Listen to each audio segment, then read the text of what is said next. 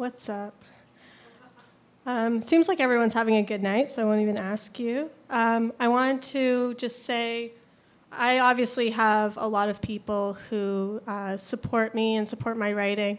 Many of them, not all of them, are in this room today. And so I just want to say thanks to all of you who are here and for, believing in me. And especially thank you to Jay and Hazel, Malcolm, and Rick for the work that they put into making this book look how it looks and let it see the light of day. And I don't think Emily Keeler is here, but I just want to say, even if she's not, she's feeling it in her heart that, I owe pretty much all of this to her for starting this process off for me. This is the beginning of Paul.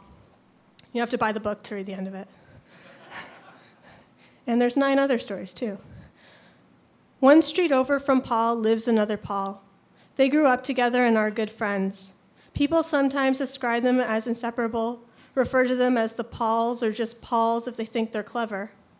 Paul, who lives on Further Street, works at a paper mill, and Paul, who lives on Spruce Trail Crescent, became an academic.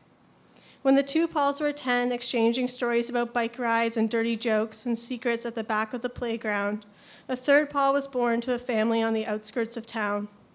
Paul was a name that ran in his family. His father's middle name was Paul, and his grandfather's first name was Paul. And his great-grandfather's middle name was Paul, and his great-great-grandfather's first name was Paul, and so on.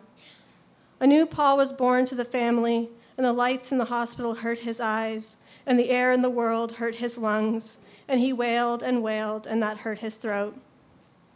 The 2 Pauls are 25 when this story takes place. One Paul has a stack of books in front of him, and the other Paul brushes fragments of wood from his clothes.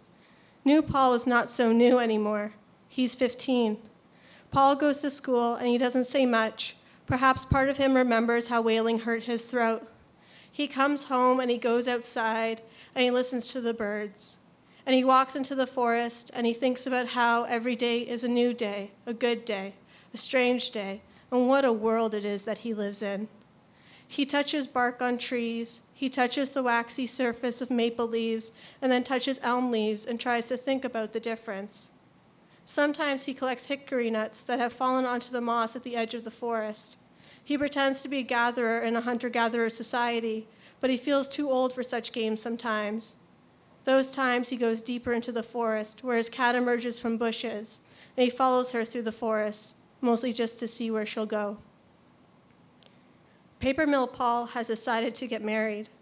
There's money in the bank, and there's a girl that loves him, and he's not sure what else to do since every day he drives to work, and then he works, and then he gets paid when 2 weeks go by, and then he puts the money in the bank and takes the girl that loves him on dates, and then goes over to PhD Paul's house after he's drunk from dinner wine. And they stay up all night talking about the things they talk about and doing what they do.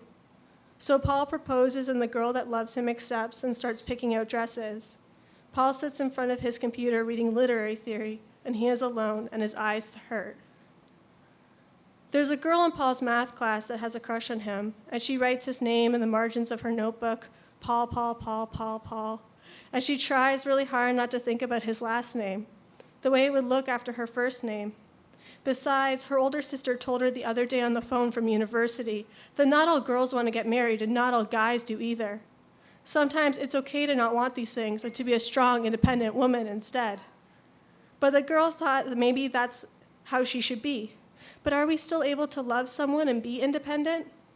Of course, it's loving the right way, still being your own person. That's what I have with Rebecca. Don't tell Mom. Thank you.